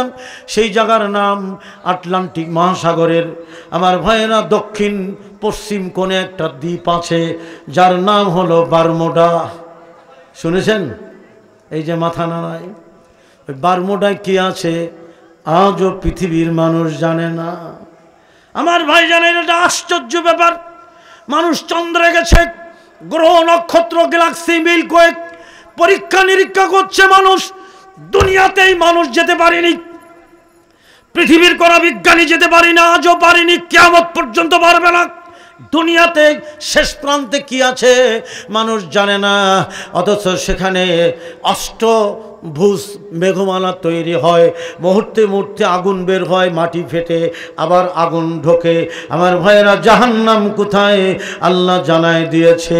আজকের পৃথিবীর বিজ্ঞানীরা বলেন মাটির নিচে 6 মাইলের নিচে আমার ভাইরা লোহার পাত বসানো, মাঝে মাঝে ওই পাত ফেটে আগুন বের হচ্ছে। আপনারা দেখুন ভালো করে ডিসকভারিতে, ভাইরা আমার, তরল আগুন বের হচ্ছে কোত্থেকে? আল্লাহ পাক কোরআনের মধ্যে বলেন ওয়াজি আয়াউমা ইযিম বিজাহান্নামা ইয়াউমাইযি ইয়াতাযাক্কারুল ইনসানু ওয়া আন্না লাহু যিকরা। আল্লাহ পাক বলেন আমি আল্লাহ যেদিন জাহান্নাম টেনে উঠাবো, হায় হায়, মানুষ জাহান্নামকে ভয় করে না। আরে জাহান্নামে কোরআনে শত শত আয়াত, আমার মানে যত বিষয় আল্লাহ কোরআনে দিয়েছে, যত আয়াত আছে তার 4 গুণ বেশি জাহান্নামের আয়াত কোরআনে। হ্যাঁ, মানুষ জাহান্নাম ভয় করে না, মরেন না। আগে দুনিয়াতে যদি মৃত্যু নাই হতো যা ইচ্ছা তাই করতাম, কিন্তু মরতেই হবে। জোরে বলেন ঠিক কিনা? আরে মরণ যদি না হয় তো যা ইচ্ছা তাই করবো, কিন্তু মৃত্যুকেও ঠেকাতে পারছেন? পারবেন? জার্মানের বিজ্ঞানীরা পারেনি, ফ্রান্সের বিজ্ঞানীরা পারেনি, কোরআনের এই আয়াত গবেষণা করেছে। চলুন 21 পারায় আল্লাহ পাক বলেন, আমার সাথে একটু পড়েন না, আউযু বিল্লাহি মিনাশ শাইতানির রাজিম। কয়টা অজি কুল ইয়াতাওয়াফ يتوفاكم ملك الموت الذي وكل بكم ثم إلى ربكم ترجعون সূরা সিজদা 21 পারা কুল হে নবী আপনি বলে দিন কে বলল কাকে বললেন নবীকে কি বলে দেব আল্লাহ পাক বলেন ইয়াতাওয়াফাকুম মালাকুল মাউত প্রত্যেকটা প্রাণীর প্রতিটি প্রাণীর প্রাণ হরণের দায়িত্বে নিয়োজিত কে আছে মালাকুল মাউত এটা আরবি শব্দ কোরআনের শব্দ আল্লাহ বলেছেন মালাকুল মাউত আল্লাহ পাক বলেন আমি আল্লাহ প্রস্তুত করে রেখেছি মানুষ এতই গাফেল যে তার নিজের মৃত্যু ভুলে যায় আমার ভাই জানে না আল্লাহ পাক বলেন ও নবী তুমি বলে দাও সুম্মা ইয়াতাওয়াফাকুম মালাকুল মাউত এরপরে আল্লাহ পাক বলেন সুম্মা ইলাইহি তুরজাউন অতঃপর তোমরা তোমাদের প্রতিপালকের নিকটে প্রত্যাবর্তিত হবে ফিরে আসবে একথা কোরআনে আল্লাহ 27 জায়গায় বলেছেন এই যে দেখেন আল্লাহ পাক বলেন ওয়াত্তাকু ইয়াওমান তুরজাউনা ফীহি ইলাল্লাহ ওয়াত্তাকু ভয় করো ইয়াওমান সেই দিনের তুরজাউন ফিরে আসবে ইলাল্লাহ কার কাছে জোরে বলেন কার কাছে এরকম 27টা জায়গায় আমরা তো কোরআন পড়ি না কোরআন বুঝিও না কেন হ্যাঁ কোরআনটাকে পড়েন না কোরআনী জীবনযাপন করেন কোরআনের মতো মধুর জিনিস আর দুনিয়াতে নাই এমন এক মুজিজা আল্লাহ দান করেছেন এমন এক মহাগ্রন্থ আল্লাহ দান করেছেন যার হেফাজতের দায়িত্ব আল্লাহর নিজেই জোরে বলেন ঠিক কিনা পৃথিবীর সব ধর্মের কিতাব বিকৃত হয়ে গেছে নষ্ট হয়ে গেছে কোরআন অবিকৃতি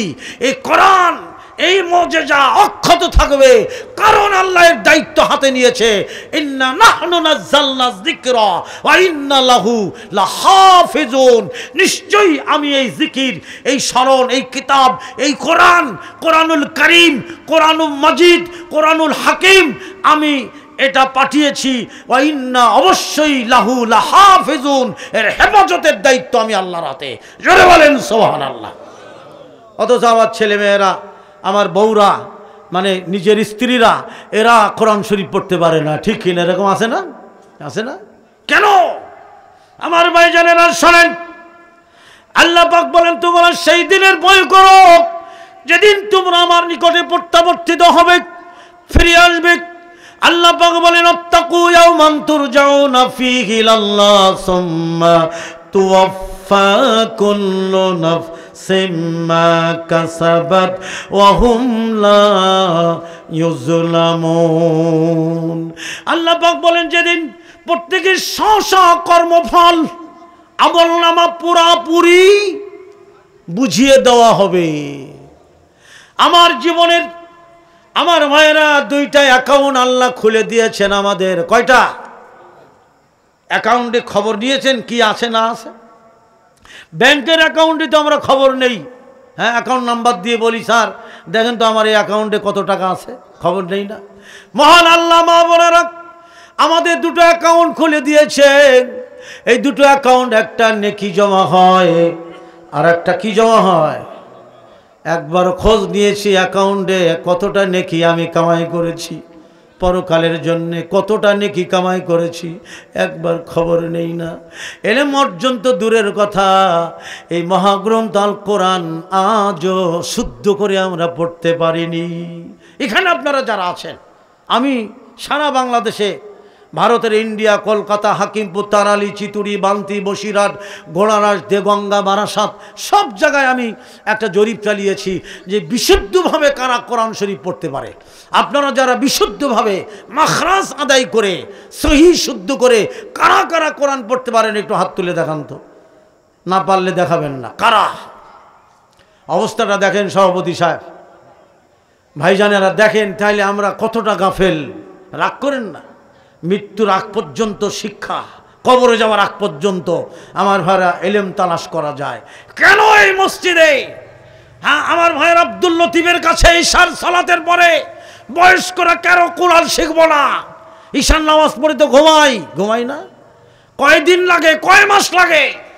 হ্যাঁ কয় মাস লাগে? কোরআন এত সহজ, এই মহাগ্রন্থ আল কোরআন। আল্লাহর নবী বলেন বিশুদ্ধভাবে যারা কোরআনের দক্ষ পাঠক যারা, বিশ্ব নবী বলেন তাদের সাথে একদল ফেরেশতা থাকে। যদি বলেন সুবহানাল্লাহ, আল্লাহু আকবার। দক্ষ কোরআন পাঠক যারা, তাদের সাথে একদল ফেরেশতা তাদের পাহারা দেয়। কেন আমি কোরআন শিখলাম না, এটা জানলাম না কেন? হ্যাঁ আমার ভাই বোনেরা, এলেম লাগবে, এলেম ছাড়া কোনো গতি নাই। ও ভাই জানারা শোনেন, হাদিসের একটা গল্প। স্ত্রী সন্তান ছেলে মেয়ে সব নিয়ে সফরে বের হয়েছে, সফরে গাড়ি নিয়ে আনন্দ করতে সফরে বের হয়েছে। কিছু দূর যাওয়ার পরে হঠাৎ করে একটা আওয়াজ, দাঁড়াও, হাই কে? আব্বু দেখো তো নেমে কে? তো আব্বু নামছে গাড়ি থেকে, বাজাই তুমি কে? কয় আমি ক্ষমতা, প্রভাব, প্রতিপত্তি। তোমরা সফরে যাচ্ছ, ক্ষমতা লাগবে না? কোনো বিপদে পড়লে কি করবা? তো ছেলেরা বলছে আব্বু হ্যাঁ হ্যাঁ ক্ষমতার দরকার আছে, ওটা সাথে করে নাও। তো ওরা সাথে করে নিয়ে আবার গাড়ি চালাচ্ছে। ভালো করে বুঝেন, আরো কিছু দূর যাওয়ার পরে বলছে দাঁড়াও। কয় আব্বু দেখো তো আবার কি পেলাম? আব্বু নিচে নামছে, কয় তুমি কে? কয় আমি মাল, সম্পদ। সফরে যাচ্ছ, আনন্দ ফুর্তি করতে, এটা লাগবে না? তো ছেলেরা বলছে হ্যাঁ বাবা ওটা তো লাগবে, যাচ্ছি সফরে আনন্দ করতে, তো সম্পদের দরকার আছে, ও তুলে নাও গাড়িতে। ওটাও তুলে নিয়েছে। তাহলে এদিকে মানে ক্ষমতা নিছে গাড়িতে, সম্পদও গাড়িতে তুলে নিয়েছে। ওরা খুব আনন্দিত তো যে আমরা আনন্দ ফুর্তি করব, কেউ বাধা দিলে ক্ষমতা আছে হাতে। আরো কিছু দূর যাওয়ার পরে হঠাৎ করে বলেন দাঁড়াও। দেখো তো বাবা আবার কি পাইলাম? কয় নামছে, বলে আমি এলেম। এই তোমার ক্ষমতা প্রয়োগ করতে এলেম লাগবে, এই মাল ব্যবহার করতে এলেম লাগবে, লাগবে না? আপনি ইচ্ছা মতো মাল ব্যয় করবেন, যেখানে ইচ্ছা সেখানে, ওটা শরীয়ত লাগবে না? ক্ষমতা আল্লাহ দিছে বলে আপনি অপব্যবহার করবেন, এলেম লাগবে না? তো বাপ কি করবে? কিং কর্তব্য বিমর হয়ে পড়লেন। ছেলেরা বলছে বাবা ওটা নিও না, ওটা নিও না, ওই এলেম গাড়িতে তুলো না। কেন? আরে ও ফতোয়া দেবে, এটা করা যাবে না, ওইটা করা যাবে না, এই মাল এখানে খরচ করা যাবে না, আরে এই ক্ষমতা এখানে খাটানো যাবে না, নানান ফতোয়া দিয়ে আমাদের আনন্দ ফুর্তি একেবারে মাটি করে দেবে, ওটা নিও না। বাবা কহ ঠিকই তো, দিয়ে এলেম তো সাথে নেওয়া যাবে না, নানান ফতোয়া দিয়ে জীবন শেষ। আল্লাহর নবী বলেন আদ-দুনিয়া সিজনুল মুমিন ওয়া জান্নাতুল কাফির। আরে ত্যাগী যদি না দেখাতে পারেন তো জান্নাতে যাবেন কি করে? ত্যাগী ইসলাম, হ্যাঁ ইসলাম পালন করবেন কি করে? ত্যাগ নেই, দুনিয়াটা মুমিনদের জন্য কারাগার, যা ইচ্ছা তাই করতে পারবেন না। আর কাফেরদের জন্য কি জান্নাত, ঠিক কিনা? আর এলেম ছেড়ে চলে যাচ্ছে। তাহলে দুটো জিনিস নিল, একটা ক্ষমতা, প্রভাব প্রতিপত্তি, দাপট, আর একটা কি নিল? ধন সম্পদ। এলেমটা রাস্তায় ফেলাই চলে গেল। কিছু দূর যেতে যেতে হঠাৎ করে বিকট শব্দ, দাঁড়াও, আরে আব্বা এটা কি এরকম আমত? হ্যাঁ আমিও তো তাই বুঝতেছি। আবার আওয়াজ, দাঁড়াও, আব্বা এটা কি? নামো না, এই আওয়াজ ভয়ঙ্কর, বিপদের সিগনাল। কয় না আমাদের কাছে ক্ষমতা আছে তো? কয় না কোনো লাভ হবে না, নেমো না। তৃতীয়বার আবার আওয়াজ, কাব্বা নামো না, ক্ষমতা আছে তো, ধন সম্পদ চাইলে ধন সম্পদ দিয়ে দেব, আর যদি মারামারি করতে আসে ক্ষমতা আছে যথেষ্ট, কোনো সংশয় নিও না, তুমি নামো। নামার পরে বলছে তুমি কে? কই আমি মালাকুল মাউত, তোমার জীবন লীলা এখানেই শেষ, আর সময় তোমার নাই, কিন্তু পরকালে পাড়ি দিতে গেলে তোমার তো এলেম লাগবে। কয় না এই যে একটু সময় দাও, এলেম আমি রেখে এসেছি। সময় আর নাই, সময় আর নাই। কয় না সময় আছে, আমার ক্ষমতা আছে, আমার প্রভাব আছে, আমার প্রতিপত্তি আছে, আমার টাকার বড়াই, অস্ত্রের বড়াই, ধনের বড়াই, মালের বড়াই, রূপের বড়াই, গদির বড়াই, শক্তির বড়াই, আমার সব আছে। কই নাই তো? কই না আছে। কই কই যে দেখো সব। ওরা বুঝতে পেরেছে তুমি মৃত্যুপথ যাত্রী, এই জন্য তোমার ছেলে মেয়ে তোমাকে ছেড়ে ওই যে চলে যাচ্ছে। ওরা নাই। হ্যাঁ সত্যিই তো নাই। বন্ধুরা আমার, ওখানেই তার মৃত্যু হয়ে গেল। পরকাল এখন পাড়ি দেবে কি করে? 50 বছর বয়সেও আমি কোরআন শিখতে পারিনি, কোরআন বুঝি নাই, কি লাভ হবে দুনিয়াদারি? একবার ভাবেন, রাগ করেন না আমার কথায়, মাগো সহি শুদ্ধভাবে কোরআন শিখান, বাচ্চাদের কোরআন পড়ান। সেজন্য আমি আপনাদের যে কথা বলতেছিলাম যে জাহান্নাম কত ভয়ঙ্কর, গোটা পৃথিবীর বড় বড় চিন্তাবিদ বিজ্ঞানীরা এই কোরআন গবেষণা করে রিসার্চ করে আমার ভাইয়েরা কালেমা পড়ে মুসলিম হয়েছে। বেশি দিনের ঘটনা না, লন্ডন সিটিতে এক মহিলা কোরআনের একটা আয়াত তার কানে আওয়াজ এসেছে, এই খ্রিস্টান মহিলা সাথে সাথে একজন শায়েখের কাছে যে কালেমা পড়ে মুসলমান হয়েছে। সে আয়াতটা কি জানেন? সূরা সেজদা, ওয়ালানুযীকান্নাহুম মিনাল আযাবিল আদনা দুনাল আযাবিল আকবারি লাআল্লাহুম ইয়ারজিউন। যারা পাপী আল্লাহ তাদের দুনিয়াতেই শাস্তি দেন, দুনিয়াতে আল্লাহ শাস্তি দেন লঘু শাস্তি, আর গুরু শাস্তি আল্লাহ পরকালে দান করেন। এই মহিলা চিন্তা করলো আমার পরিবারে যে কত আযাব আসলো, কত কষ্ট আসলো, আর আমরা কত নাফরমানি করে যাচ্ছি। কোরআনের এই আয়াত শোনার সাথে সাথে আল্লাহর কসম, লন্ডন সিটির এক খতিবের কাছে যে কালেমা পড়ে মুসলিম হয়ে মাত্র 11 দিনে কোরআন শিখেছে। জোরে বলেন সুবহানাল্লাহ, লিল্লাহি তাকবীর। মাত্র 11 দিনে বিশুদ্ধভাবে কোরআন শিখেছে। পত্রিকা এসেছে তো, দেখেন নাই? মাত্র 11 দিনে। আর আমরা 11 বছরও কোরআন শিখিনি, 50 বছরও কোরআন শিখিনি। জোরে বলেন ঠিক কিনা? সম্মানিত সুধী মণ্ডলী, আমি আর লম্বা করব না, রাত্রি 12টাই বাজতে গেছে, লম্বা করব না। সারা রাত ওয়াজ শুনে ফজরের সালাত আদা না করলে ওয়াজ শোনা বৃথা হবে, ঠিক কিনা? আর আপনাদের এইখানের মাহফিলের সিস্টেম এত ভালো, বিশেষ করে আব্দুল লতিফ কমিটির পরামর্শ নিয়ে যে সুন্দরভাবে মাহফিল পরিচালনা করে। অন্য অন্য জায়গায় অমুকের টাইম তমুকের টাইম, এই নেতা ওই নেতা, ওই ইমাম অমুক হুজুর দিতে দিতে প্রধান বক্তা তোলে রাত 1টার সময়। রাত 1টার সময় ওঠার পরে দেখি আর একদল নেতারা এসেছে, কে হুজুর আমার আরও 4টা মাহফিল আছে, আপনার তো একটা মাহফিল, আমরা নেতা 8টা 10টা ডেলি মাহফিল, একটু সময় দেন। ওই নেতা রাত 2টোর সময় মাইক ছেড়ে দিয়ে চলে গেল। প্রধান বক্তা বেচারা রাত 3টা পর্যন্ত ওয়াজ করে ছেড়ে দিল, বাড়িতে গেল। ফজরের সালাতে একটা মুসল্লি আসে নাই। তাহলে কী লাভ হবে? আপনাদের এই ওয়াজ মাহফিলের সিস্টেম বড় সুন্দর। রাত্রি 12টা পর্যন্ত আমার টাইম, 12টাই ইনশাল্লাহ আমি ছেড়ে দিচ্ছি। প্রিয় সম্মানিত সুধী মণ্ডলী, আমি পরকাল ভিত্তিক এবং কিছু সমসাময়িক আলোচনা মা বোনদের সামনেও তুলে ধরেছি। আসুন আমরা পরকালমুখী হই, আমরা আমাদের কবরের চিন্তা করি, আমরা তওবা করে ফিরে আসি, জাহান্নামকে ভয় করি এবং পরকালের পথও আমরা সংগ্রহ করে যেন আমরা কোরআন সুন্নাহর আলোকে জীবন গড়ে মরতে পারি, সে তৌফিকটুকু আল্লাহ যেন আমাদের দান করেন। সবাই পড়েন আমিন। সম্মানিত সুধী মণ্ডলী, আপনারা এই প্রোগ্রাম যতদিন বেঁচে আছেন আপনারা এই প্রোগ্রাম চালু রাখবেন। রাজি আছেন আপনারা? সবাই রাজি আছেন? সহযোগিতা করবেন? হাত তুলে দেখান, আল্লাহ কবুল করুক। গভীর রাত্রিতে আমি হাত নামায়েন না, আমি দোয়া করছি আল্লাহ যে হাতগুলি কোরআনের মাহফিল, এই দিনে মাহফিল চালু রাখার জন্যে হাত তুলি আল্লাহ সমর্থন জানাচ্ছে। আল্লাহ এই হাতগুলি তুমি জান্নাতের জন্য কবুল করে নাও। আল্লাহ হাতগুলির যাদের জীবনের গুনাহ জানা অজানা ছোট বড় সগীরা কবিরা গুনাহ আছে, সমস্ত গুনাহ থেকে আল্লাহ তুমি আমাদের মাফ করে দাও। জোরে বলেন আমিন। এ আল্লাহ আজকের মাহফিলের আয়োজনে যারা পরিশ্রমে যারা আমি দোয়া করছি আল্লাহ, এই মাহফিলে যারা চাঁদা দিয়েছে, সম্পদ দিয়েছে, জান দিয়েছে, মাল দিয়েছে, মাহফিল তুমি নাজাতের ওসিলা করে দাও। জোরে বলেন আমিন।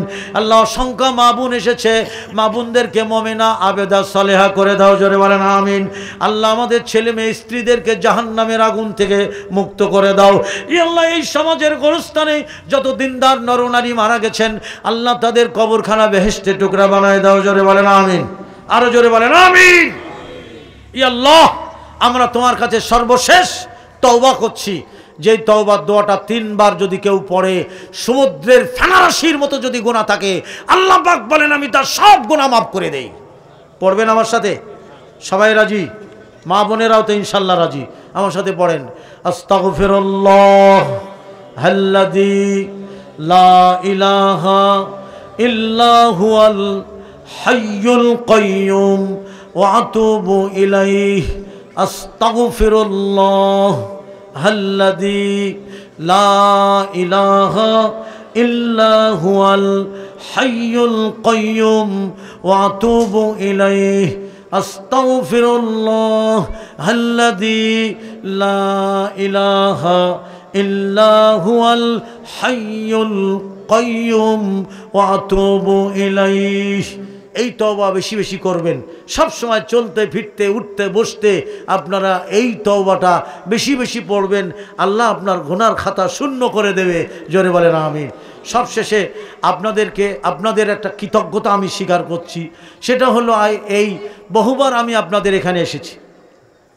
বক্তা আলেম ওলামাদের থাকার জন্যে একটা ফ্যামিলির বাসায় চলে যেতে হয়। আমরা ইতস্তত বোধ করি, যেখানে মহিলা আছে বাথরুমে যাওয়ার জন্য বলি এই একটু সরেন, ওয়াশরুমে যাব, একটু সরেন, গোসলখানায় যাব। এই যে একটা মানে বিব্রতা, এটা আমাদের জন্য যে কত কষ্টের। আর আজকের আপনারা যে মসজিদের এটা 5ম তলা না, 5ম তলায় যে সুন্দর গেস্ট হাউস, রেস্ট হাউস, মেহমানখানা করেছেন, আমি যে দোয়া করে শেষ করতে পারছি না যে এটাই যারা সহযোগিতা করেছেন, যেখানে আলাদা বাথরুম, এখানে একবারে নিরিবিলি জায়গা, মসজিদের 5 তলায় মেহমানখানা করেছেন, আলেম ওলামা আসবে, আপনারা মসজিদ করেছেন, মেহমান আসবে, ওঠাই দিবেন 5 তলা, ঝামেলা মুক্ত। আমি ব্যক্তিগত মুসাফির। আল্লাহ 3 শ্রেণীর মানুষের দোয়া আর আল্লাহর সাথে পর্দা নেই, তার মধ্যে 1 নম্বরে মা বাবার দোয়া আর আল্লাহর সাথে পর্দা নেই, 2 নম্বরে মুসাফিরের দোয়া, 3 নম্বরে মজলুম ব্যক্তির দোয়া। আমি গুনাহগার হতে পারি কিন্তু আমি মুসাফির, এটা কোনো সন্দেহ নেই, ঠিক কিনা? মুসাফির হালতে আমি দোয়া করছি। আল্লাহ এই মসজিদখানা যারা করেছেন, মেহমানখানা যারা করেছেন, সহযোগিতা যারা করেছেন, বিশেষ করে আব্দুল লতিফ আমার ভাইয়েরা, আমি ছোটবেলা থেকে তার চিনি, তার বাড়ি ঘরও জানি, একটা ভালো ফ্যামিলির ছেলে। আমি সামনে আছে সেই জন্য বলছি না, সে কর্মঠ, সে শুয়ে বসে থাকে না, পরিশ্রমী একটা ছেলে। আপনারা তার রেখেছেন দীর্ঘ 25 বছর এখানে আপনাদের খেদমত করে যাচ্ছে। তার মাধ্যমে আপনারা যেটা করেছেন আমার অন্তর খোলা দোয়া, এবং এজন্য মসজিদ কমিটি তথা এলাকাবাসী, মা বোন, যুবকরা যারা সহযোগিতা করেছেন, আমার অকৃত্রিম ভালোবাসা এবং আল্লাহর কাছে আমি দোয়া করছি আল্লাহ যেন এর বিনিময় শুধু জান্নাতুল ফেরদাউস আপনাদের দান করেন। জোরে বলেন আমিন। সম্মানিত সুধীমণ্ডলী, আপনারা যে সত্যি ধৈর্য ধরেছেন, একটা ভাই ওঠেন নাই, আমি কৃতজ্ঞ, আপনাদের জন্য দোয়া করছি। আল্লাহ যেন এই ভালোবাসা, দিনই ভালোবাসা আমাদেরকে একসঙ্গে জান্নাতে নেয়। জোরে বলেন আমিন। মজলিস ভঙ্গের সুন্নতি দোয়া, সুবহানাকা সুবহানাকা আল্লাহুম্মা ওয়া বিহামদিকা আশহাদু আল্লা ইলাহা ইল্লা আনতা আস্তাগফিরুকা ওয়া আতুবু ইলাইক। আসসালামু আলাইকুম ওয়া রাহমাতুল্লাহি ওয়া বারাকাতুহু।